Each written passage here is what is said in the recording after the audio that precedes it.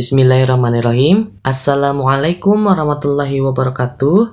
Hai semuanya, apa kabar? Semoga kalian selalu dalam keadaan sehat lahir dan batin. Semoga kalian selalu bahagia, selalu dilindungi oleh Allah Subhanahu wa taala, dan semoga keberkahan selalu menyertai teman-teman semuanya. Hai, nama saya Muhammad Rizky Dana Pratama. Di sini saya ingin menjelaskan materi mengenai bioenergetika, di mana penjelasan ini merupakan salah satu tugas mata kuliah fisiologi hewan yang diampu oleh dosen pengampu Ibu Muhimatul Umami, SSI, MSI. Adapun materi bioenergetika yang akan saya bahas yaitu yang pertama mengenai pengertian apa sih bioenergetika, kemudian yang kedua bagaimana sih tujuan dari adanya bioenergetika, kemudian alokasi dan penggunaan energi dari bioenergetika, yang keempat bioenergetika pada hewan, dan yang kelima adalah basal metabolic rate atau BMR. Langsung saja, yang pertama mengenai pengertian dari bioenergetika. Nah, untuk bioenergetika sendiri, di sini saya mengambil 3 definisi. Yang pertama itu bioenergetics is a part of biochemical science that deals with the transformation and use of energy by living cell.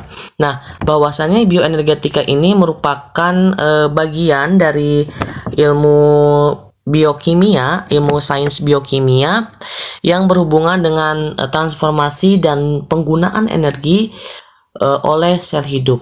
Kemudian yang kedua, bioenergetics is a science that studies everything regarding the intake, use, change, exchange, and expenditure of energy that occurs in the bodies of living creatures including humans. Nah, bahwasannya bioenergetika ini merupakan ilmu yang mempelajari segala sesuatu mengenai pemasukan, kemudian pemakaian, pengubahan, dan juga pengeluaran pertukaran pengeluaran energi yang terjadi di tubuh makhluk hidup, ya termasuk tubuh manusia. Kemudian bioenergetics is the overall flow and transformation of energy in animal. It determines how much food an animal needs and relates to an animal size, activity, and environment. Nah, bahwasannya adalah bioenergetika merupakan aliran keseluruhan dan transformasi energi pada hewan. Nah, ini menentukan berapa banyak makanan yang dibutuhkan oleh hewan dan berkaitan dengan ukuran hewan, kemudian aktivitas hewan, dan juga lingkungan sekitar dari hewan itu sendiri. Nah, sehingga dengan kata lain, bioenergetika itu juga merupakan penggunaan penggunaan energi, di mana energi ini digunakan untuk kebutuhan hewan, dan ini berkaitan dengan ukuran, aktivitas, dan juga lingkungan. Nah, bagaimana sih dari pengertian itu sehingga didapatkan tujuan? Nah, tujuan dari adanya bioenergetika yaitu organisme hidup mengubah energi yang diperolehnya dari makanan untuk berbagai tujuan, seperti pemeliharaan sel, reproduksi, dan berbagai kerja baik fisik maupun kimia. Nah, dalam banyak reaksi biokimia ini, energi dari reaktan diubah dengan sangat efisien menjadi bentuk yang berbeda. Nah, jadi itu ya teman-teman, tujuan dari bioenergetika, bahwasannya selain dia untuk mengubah energi yang diperoleh dari yang kita makan sehari-hari. Nah, bukan hanya untuk mendapatkan energi, tetapi juga dari yang kita makan ini berfungsi bertujuan untuk pemeliharaan sel, reproduksi, dan juga berbagai macam kinerja dari sel di tubuh kita. Kemudian alokasi dan penggunaan energi. Nah, alokasi dan penggunaan energi yang dimaksud adalah tadi bioenergetika itu merupakan sebuah keseluruhan dan transformasi energi. Artinya pengubahan energi. Nah, hewan mendapatkan energi kimia dari makanan. Molekul yang mengandung energi dari makanan biasanya digunakan untuk membuat ATP atau adenosin trifosfat, yaitu untuk tenaga untuk sel. Jadi secara singkatnya bahwa apa yang kita makan itu pasti akan mengandung energi dari makanan tersebut. Nah, biasanya energi itu digunakan untuk membuat ATP. Nah, ketika energi di dalam tubuh kita itu sudah terpenuhi atau segala kebutuhan kita sudah terpenuhi, maka sisa molekul dari ATP tersebut, molekul dari makanan tersebut digunakan untuk proses lainnya seperti biosintesis, kemudian ada mencakup pertumbuhan dan perkembangan perbaikan sel tubuh, sintesis bahan penyimpanan seperti lemak dan produksi gamet. Nah, jadi si makanan ini bukan hanya untuk sebagai penghasil energi, tetapi juga dia bisa untuk proses biosintesis, kemudian pertumbuhan, perbaikan tubuh, kemudian bisa dijadikan sebagai cadangan lemak di tubuh kita, sehingga proses kehidupan di sel tubuh kita akan tetap berjalan seperti itu. Kemudian ini ada bioenergetika pada hewan.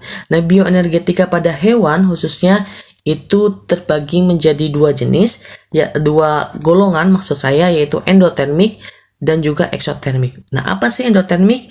Nah, endotermik merupakan suatu pertahanan temperatur tubuh pada level tertentu di mana menggunakan panas yang dihasilkan dari metabolisme seperti pada kelas Aves dan mamalia. Sedangkan eksotermik yaitu tidak cukup menghasilkan panas dari metabolisme untuk mempertahankan temperatur tubuhnya seperti pada sebagian besar hewan invertebrata, Pisces, amfibi, dan sebagian reptil. Nah, maksudnya adalah hanya golongan atau kelompok Aves dan mamalia yang memiliki temperatur tubuh ini berasal dari metabolisme sel tubuhnya. Ya, jadi ketika metabolismenya dalam artian dia bagus, maka dia temperatur tubuhnya juga maka dalam keadaan konstan atau suhu dalam tubuh ini konstan, yaitu sekitar 36 atau sampai dengan 37 pada manusia. Nah, kemudian sedangkan eksotermik itu dia panas metabolismenya itu tidak berasal dari tubuhnya, tapi melainkan dari lingkungannya. Nah, seperti pada hewan invertebrata, Pisces, amfibi, dan juga sebagian pada reptil. Nah, kemudian ada basal metabolic rate atau BMR. Nah, basal metabolic rate atau BMR merupakan tingkat metabolisme endotherm pada suhu nyaman.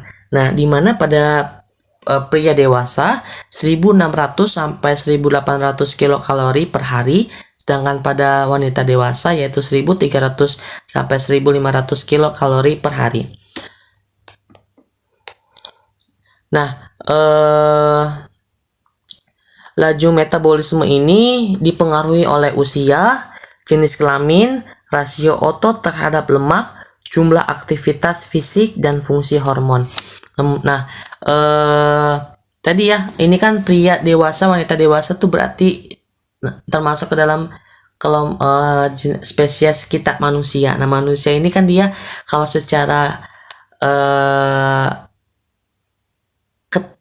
keterdekatan atau ya kedekatan, dia itu kita ini termasuk dalam mamalia. Nah, mamalia ini merupakan kelompok makhluk hidup yang endotherm atau dia metabolismenya berasal dari dalam sel. Suhu tubuhnya berasal dari metabolisme di dalam sel.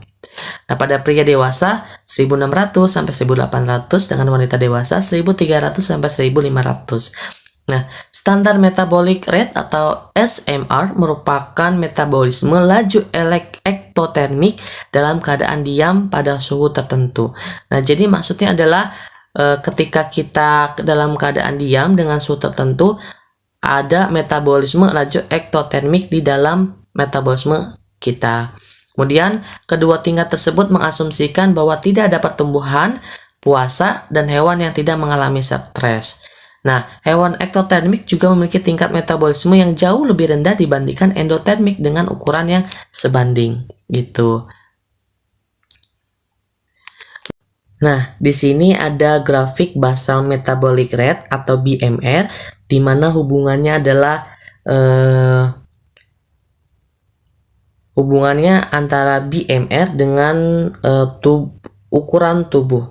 Nah, jadi seperti teman-teman lihat di grafik horizontal atau sumbu X, dia ini merupakan ada keterangan massa tubuh dalam skala log. Sedangkan sumbu Y atau dalam vertikal dia ini BMR dalam satuan LO2 per hari atau dalam skala log.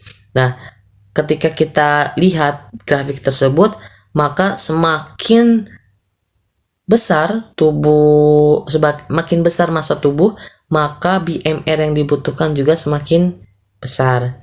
Nah, seperti misalkan ketika kita lihat di sini red tikus dengan kucing. Nah, jika dilihat red dengan kucing, tikus dengan kucing, secara massa tubuhnya itu lebih berat kucing. Nah, maka dia BMR-nya pun lebih besar daripada tikus. Begitupun dengan gajah elpen, dia skala massa tubuhnya paling besar, sehingga dia mendapatkan basal metabolic rate-nya juga lebih besar dibandingkan dengan contoh hewan pada grafik tersebut. Nah, seperti itu mengenai materi bioenergetika. Semoga sedikit ilmu yang saya sampaikan pada kesempatan kali ini dapat bermanfaat untuk teman-teman semuanya. Terima kasih sudah menonton sampai akhir. Jangan lupa like, share, dan juga komen di link di komentar di bawah ini. Terima kasih, sampai bertemu di materi selanjutnya. Saya ucapkan terima kasih.